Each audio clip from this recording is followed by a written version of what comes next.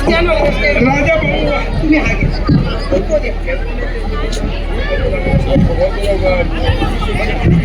राजा भाऊ वाघ हे या ठिकाणी उपस्थित आहेत. त्याचप्रमाणे सचिव माननीय सूर्यकांतजी वाघमारे साहेब हे या ठिकाणी उपस्थित झालेले आहेत. पिरगुड गावचे सरपंच चांगदेव पवळे हेही या ठिकाणी उपस्थित आहे. अनेक मान्यवर या ठिकाणी उपस्थित आहे. मी सर्वांचं या ठिकाणी स्वागत करतो. आणि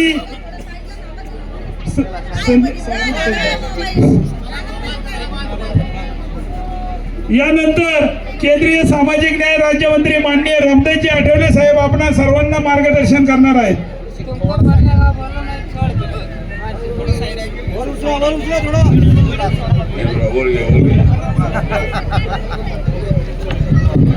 महामानव तथागत गौतम बुद्ध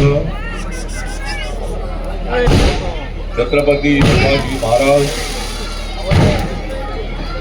भारतीय घटनेचे शिल्पकार भारतरत्न डॉक्टर बाबासाहेब आंबेडकर या महामानवांना विनम्र भावे अभिवादन करू. मी ज्या गावाची अजिबात होऊ देणार नाही लूट, मी ज्या गावाची अजिबात होऊ देणार नाही लूट, त्या गावाचं नाव आहे विरंगुट.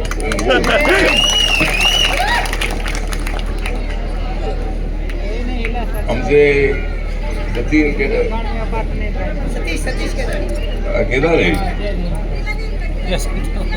हे आमच्या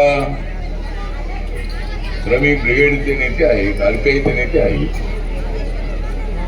त्यांच्या गावामध्ये यापूर्वी अनेक वेळेस आलेलो आहे. हे गाव जे आहे गाव अत्यंत पुणे जिल्ह्यामधलं अत्यंत महत्वाचं गाव आहे. या गावातली माणसं जय भीमचा आवाज बुलंद करणारी आहे.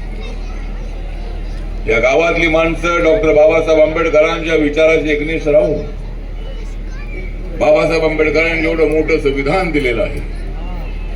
या संविधानातला भारत उभा करण्यासाठी स्वतःच्या अंगामध्ये शेवटच्या रक्ताचा थेंब असेपर्यंत या गावातले लोक संघर्ष करत राहणार आहेत. आम्ही सर्वजण या देशातील लेकरं आहोत आणि भारताची ताकद मजबूत करण्याची भूमिका आमची आहे. जो काश्मीरमध्ये हल्ला झालेला आहे, हे जे पाकडे आहेत या पाकड्यांना माहित नाही की भारताचं कोणी वाकडे करू शकत नाही. भारत अत्यंत ताकदवार असणारा देश आहे. नरेंद्र मोदींच्या नेतृत्वाखाली हा देश अत्यंत सक्षम होतो आहे. त्या नरेंद्र मोदींच्या सरकारला रिपब्लिकन पक्षाचा पाठिंबा आहे. रिपब्लिकन पक्ष जो आहे या देशाच्या कानाकोपऱ्यामध्ये वाढलेला पक्ष आहे.